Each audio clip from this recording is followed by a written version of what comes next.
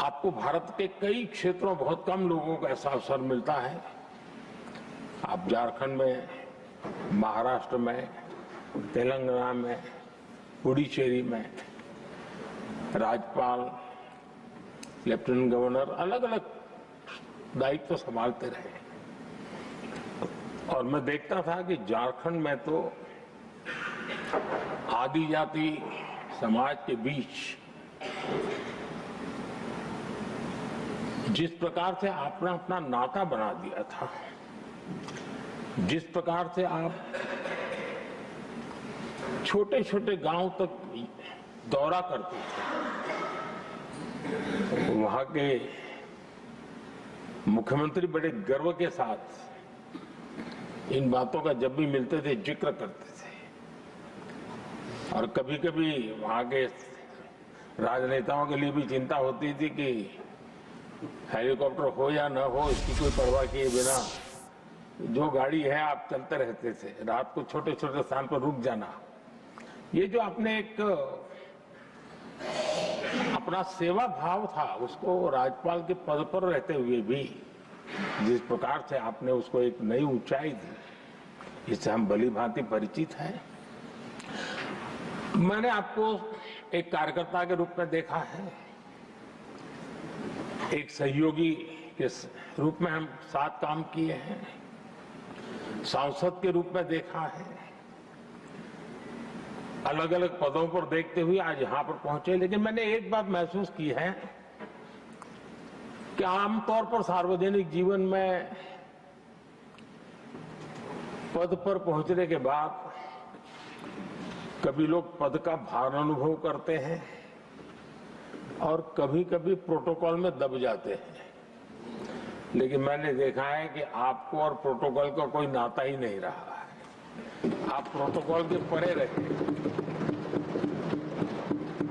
और मैं समझता हूं सार्वजनिक जीवन में प्रोटोकॉल से मुक्त जीवन की एक ताकत होती है, और वो ताकत हम हमेशा आप में अनुभव करते रहे हैं, और ये हमारे लिए गर्व का विषय है। आदरणीय सभापति जी, आपके व्यक्तित्व में सेवा, समर्पण, संयम, इन सभी बातों से हम भली भांति परिचित हैं। वैसे आपका जन्म तो डॉलर सिटी में हुआ और उसकी एक अपनी पहचान है, लेकिन उसके बावजूद भी आपने अपनी सेवा का क्षेत्र अंत्योदय को चुना।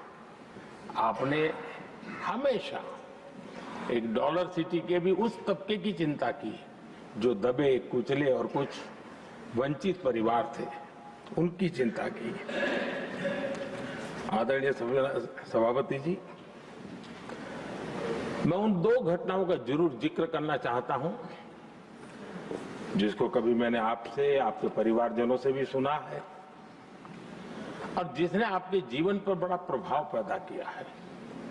बाल्यकाल में अविनाशी मंदिर के तालाब में आपका डूबने की संभावनाओं के बीच की अवस्था आपके लिए हमेशा रहा है कि मैं तो डूब रहा था, किसने बचाया, कैसे बचाया पता नहीं, मैं बच गया। और उस ईश्वर ने कुछ आप पर कृपा की, इस प्रकार का भाव आपके परिवार के लोग हमेशा बताते हैं। और दूसरा जो हम सब बहुत बारीकी से जानते हैं, जब कोयम्बतूर में लाल कृष्ण आडवाणी जी का यात्रा होने वाली थी, उसके कुछ समय पहले एक भयानक बम ब्लास्ट हुआ, शायद 60-70 लोग मारे गए। भयंकर बम ब्लास्ट था और उस समय आप बाल बाल बच गए थे। इन दोनों में जब आप ईश्वरीय शक्ति का संकेत देखते हुए अपने आप को समाज के प्रति अधिक समर्पित भाव से काम करने की जो आपने वजह के रूप में उसको कन्वर्ट किया, ये अपने आप में एक सकारात्मक सोच से बना हुआ जीवन का प्रतिबिंब है। आदरणीय सभापति जी, जो एक बात मैं जानता नहीं था लेकिन अभी मुझे पता चला, आप शायद अभी उपराष्ट्रपति बनने के बाद काशी गए थे और आपका काशी का दौरा था, तो एक सांसद के नाते स्वाभाविक रूप से मेरा मन वहां सब कुछ ठीक ठाक हो ही रहता है। लेकिन आपने वहां एक बात बताई जो मैंने सुनी, मुझे मेरे लिए नई बात थी। आपने वहां कहा कि आप वैसे तो नॉनवेज के आदी थे, लेकिन जब पहली बार आप काशी गए थे जीवन में और काशी में पूजा वगैरह की, माँ गंगा को अपने आशीर्वाद प्राप्त किया माँ गंगा से, और पता नहीं आपके भीतर एक संकल्प हो जाएगा और उस दिन से आपने तय किया कि आप अब नॉनवेज नहीं खाएंगे।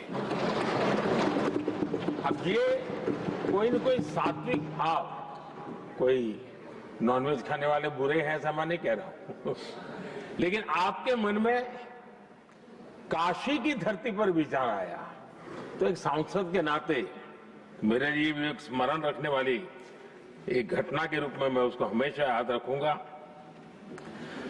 भीतर कोई न कोई आध्यात्मिक भाव जो इस प्रकार की दिशा में ले जाने की प्रेरणा देता है। आदरणीय सभापति जी, छात्र जीवन से आपकी नेतृत्व सामर्थ्य रहा है। आज राष्ट्रीय नेतृत्व की दिशा में आप हम सब का मार्गदर्शन करने के लिए यहाँ विराजमान है। यह हम सब के लिए गर्व का विषय है।